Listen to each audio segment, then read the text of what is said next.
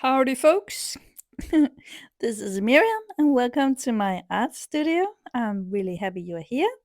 Today, we are going to paint these pretty field flowers together.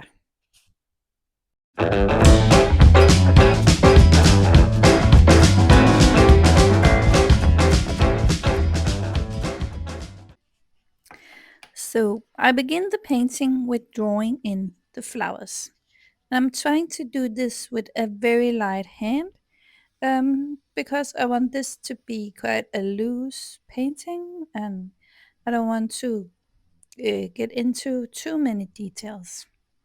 So I'm holding my pencil, as you can see here, in a funny way. But this is to help me to not get too stuck on details and so on. I have put up the finished paintings so that you have something to draw from, and I really hope you can use that. Perhaps take a screenshot and then magnify the painting on your device. I've just sped up the video a little bit so we won't be too long here with the sketching. But just take your time with the sketching, but try to do it very light. And now I found my ink pen. It's a waterproof ink pen. And then I begin to draw in all the places where I put pencil lines. And here you got a close-up so you can see what I'm doing.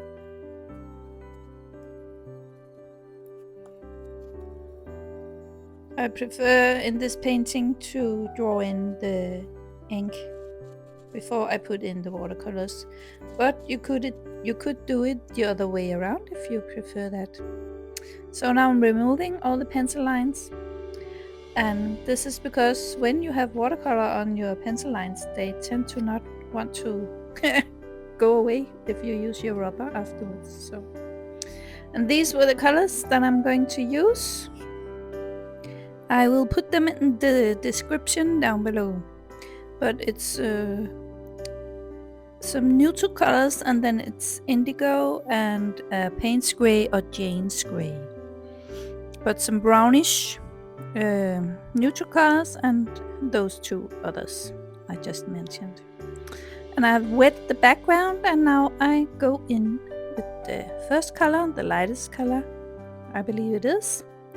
And I just put it all over randomly. And I also go in afterwards with a clean wet brush just to even out the colors. Now I'm mixing up a darker gray or brown gray, I would call it. And I just dab that in here down in the lower part of the painting.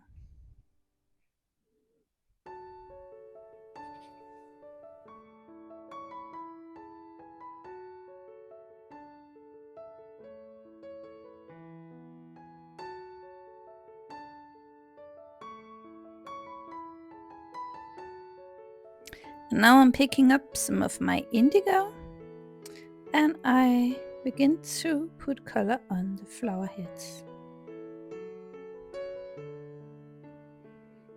And here I'm working wet on dry,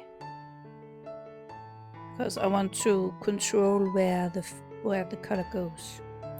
If I want the color to flow out a little more, which also could be a good thing to do, it could be pretty as well, then I would wet the area first. You know, these flowers remind me of when I was a child, and we used to go out and play in the crop fields. It was most likely wheat fields or oat fields or something like that. And then we would just roll around in the field making big circles. I'm sure we were not very popular with the farmer. But I just remember that feeling and the special smell, and it just brings back nice feelings. We had absolutely no evil intention to ruin the farmer's field. We just didn't think that far. I guess that's why children need parents to teach them the right from the wrong.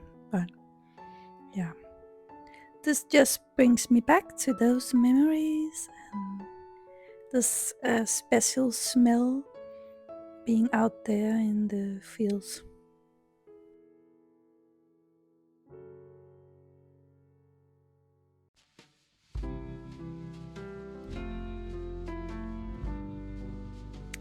And now you can see I put in a dark mix of the indigo blue on top of the first layer I put on before. And I've been working like that, putting on first the light layer and then putting on a darker layer afterwards. I'm also removing some of the color in certain places to create a definition, but also some light areas in the flowers. Because once the sun hits the flower, it's very seldom the same. There will be shadows and light areas as well. So I'm just doing that with my brush. And now I paint in this flower with a light mix of the color. And then I drop in a darker mix.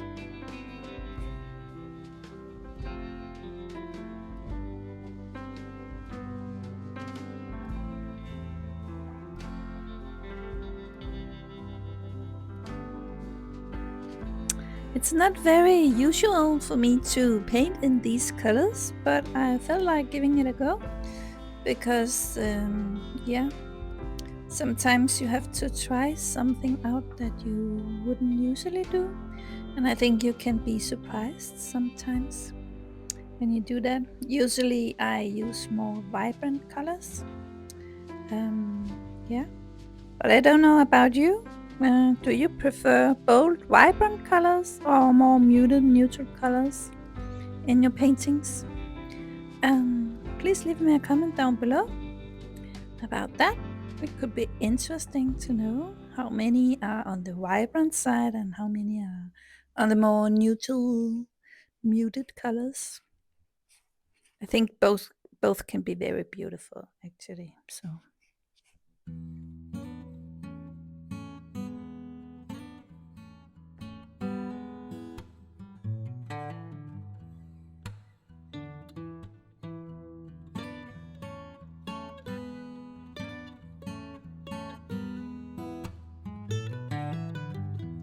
And the brush you see me using here is a pointy size 6 brush. You can use this for almost anything. So I don't have that many, or I do have many brushes, but I don't use that many brushes. I have my large size brush, size 12. Then I have this, size 6, and then I have a similar one to this, but it's a size 2, and I use them all the time. I also have another brush, I think it's a size 3 or something like that, which is not that pointy, and that could be good if you want to make dots and stuff like that. But these are usually the brushes that I'm using, and the other ones I don't use that much. So it's not necessary to have brushes in all sizes. And here I've changed to a size 2 brush because I want to put in some more details, some lines, definition.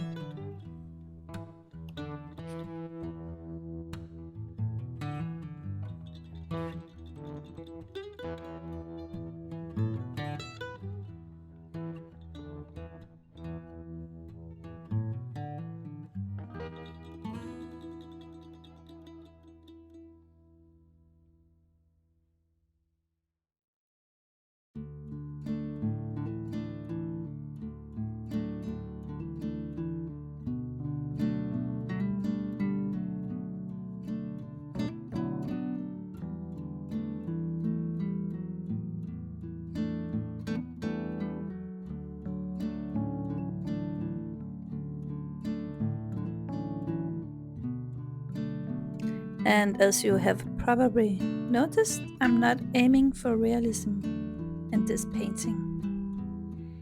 I'm just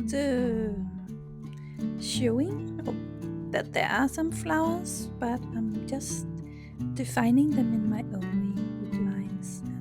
And yeah.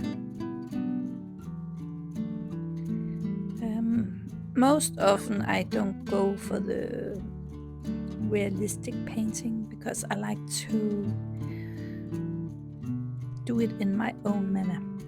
I usually do use a reference photo though, because I think it's nice to have something to help you with the composition and so on.